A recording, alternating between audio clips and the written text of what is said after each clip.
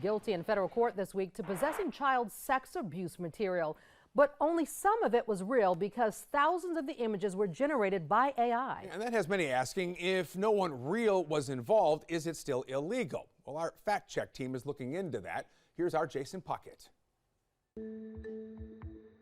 Well, this week, 53-year-old Daniel Broadway pleaded guilty in federal court to 2 charges related to the possession of child pornography. The DOJ report says he had more than 8,500 images of real minors and 20,292 images and videos that were AI generated.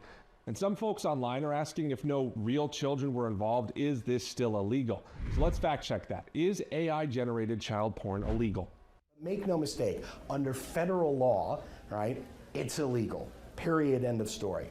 It is absolutely not legal to create, possess, distribute child sexual abuse material of any sort, even including that created by artificial intelligence. 2 definitive answers from U.S. Attorney Russ Ferguson and Elon University School of Law Associate Dean David Levine. Both said it is illegal, but said the charges might be different depending on whether or not there's a real person in the image or not. You might assume that, well, it's AI generated, so therefore it doesn't involve a person.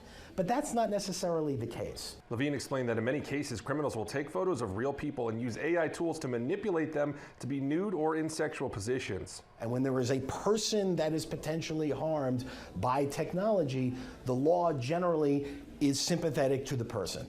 But what about when the image isn't of a real person?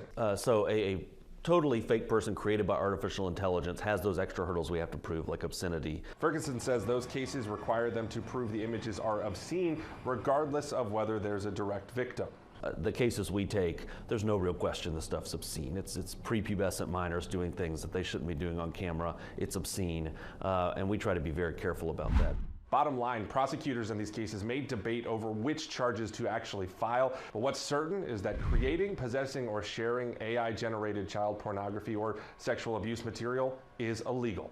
With your fact check, Jason Puckett, WBTV, on your side. Jason, thank you.